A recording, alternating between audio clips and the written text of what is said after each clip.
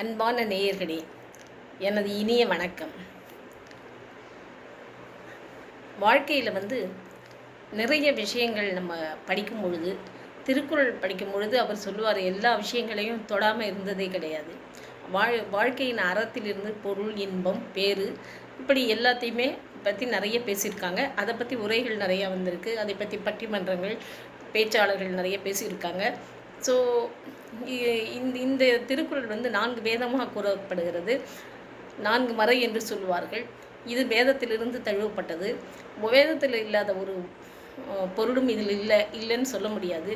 அப்படி 2 வரியில் 1.5 அடி சீரில் ரொம்ப அழகாக ஒவ்வொரு கருத்தையும் எழுதி வச்சிருக்காரு திருவள்ளுவர். அந்த திருவள்ளுவர் எழுதின தமிழ் திருக்குறளில் நம்ம வேதத்தை பகவத்கீதை எல்லாராலையும் படிக்க முடியாது, எல்லாராலையும் புரிஞ்சிக்க முடியாது. ரொம்ப ஈஸியாக புரிஞ்சுக்கலாம் அப்படின்னு சொன்னாக்க திருக்குறளை படித்து நம்ம புரிஞ்சுக்கலாம்.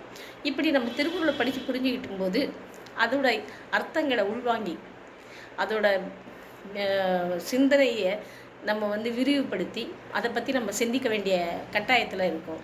ஏன்னு கேட்டாக்க வெறுமை படிச்சுட்டு போகிறது இல்லை, இது சினிமா இல்லை, சப்ஜெக்டு. இது வேதத்தை குறிக்கிறது. அதோடு இல்லாமல் எல்லாவித நட்பு, பண்பு, அறம், செல்வம், எது நல்லது எது கெட்டது, இப்படி பல விதமான சப்ஜெக்டுகளை பாரதத்தில் கண்ணன் பகவத்கீதையில் என்னெல்லாம் அர்ஜுனனுக்கு சொன்னாரோ அது எல்லாமே இந்த திருவள்ளுவரால் பேசப்பட்டிருக்கிறது. அப்படி அந்த பேச்சு திருக்குறளில் ஒரு அழகான திருக்குறள் இருக்குது. அதை பற்றி இன்றைக்கி நம்ம பேசலான்னு நினைக்கிறேன். அது என்ன அப்படின்னு கேட்டால் எண்ணி துணிக கருமம். அதாவது ஒரு கர்மத்தை செய்யும் பொழுது, கர்மம் என்று சொன்னால் செயல், அந்த செயலை செய்வதற்கு முன்பு நம்ம நினைச்சி பார்க்கணும், யோஜனை பண்ணணும். இது சரியா, இது தவறா, இது செஞ்சாக்க நமக்கு நல்லதா கெட்டதா, அல்லது மற்றவர்களுக்கு இடையூறா, இப்படி நிறைய விஷயங்கள் அதை நம்ம பற்றி யோஜனை பண்ணணும். ஆனால் நம்ம என்ன பண்ணுறோம்னு கேட்டாக்க, ஒவ்வொரு வாழ்க்கையிலும் கர்மா எப்படி அந்த செயல் அதுதான் தட் இஸ் கால்டு கர்மா.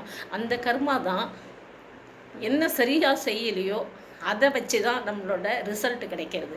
அதாவது முயற்சியில் சரியாத முயற்சி கிடையாது.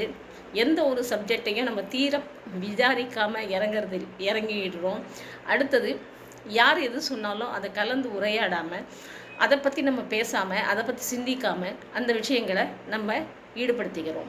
அப்படி ஏற்படும் பொழுது நம்முடைய கர்மா, அந்த செயலானது நம்மை தீங்கு விளைவிக்க அனுமதிக்கப்படுகிறது. அதாவது இதில் கடவுளோ விதியோ வேறு எந்த காரணமும் கிடையாது, நம்முடைய எண்ணங்கள் தான் காரணம். அந்த எண்ணங்களை சுத்தமாக வச்சுக்கணும். சுத்தமாக வச்சுக்கிறதோட மட்டும் இல்லை, அந்த எண்ணத்தில் நம்ம என்ன நினைக்கிறோம். எண்ணி துணிக கருமம். எண்ணுவோம் என்பது, அதாவது அப்புறமா நம்ம யோஜனை பண்ணுவோம், எது வந்தாலும் பரவாயில்ல நம்ம பார்த்துக்கலாம் அப்படின்னு சொன்னாக்க அது பிரயோஜனம் இல்லை. எப்பவுமே ஒன்று சிதறிவிட்டால் அதை எடுத்து சேர்த்து வைப்பது என்பது மிக கடினமான ஒன்று. அது சேர்த்தாலும் பிரயோஜனம் இல்லை. ஒரு டம்ளர் பால் கொட்டிடுச்சுனாக்கா அந்த பாலை நம்ம திருப்பி எடுத்து டம்ளரில் போட முடியாது. ஸோ அது பிரயோஜனம் இல்லாத ஒரு விஷயம். அப்படிதாங்க நம்ம எந்த ஒரு செயலை செய்யும் பொழுதும் தீர யோஜனை பண்ணணும், தீர அதை பற்றி நம்ம திங்க் பண்ணணும். அப்படி நம்ம எதுக்கு பயப்படணும், எதுக்கு நம்ம பயப்படக்கூடாது அப்படிங்கிறத பற்றி அவர் நல்லா எழுதியிருக்காரு. அதே மாதிரி எந்த பொருள் யார் வாய் கேட்பினும் அப்பொருள் மெய்ப்பொருள் காண்பது அறிவு என்று சொல்லியிருக்காரு. அதாவது யார் என்ன சொல்கிறாங்கன்னு பற்றி கவலைப்படாதீங்க, அந்த மனுஷங்களை பற்றி நீங்கள் யோஜனை பண்ணாதீங்க. ஆனால் அவங்களால பேசப்படுகின்ற சொல், கருத்து, அது என்னங்கிறத யோஜனை பண்ணி அதை நீங்கள் நல்ல விஷயங்களாக இருந்தால் எடுத்துக்கங்க. இதுதாங்க திருக்குறள். நன்றி, வணக்கம்.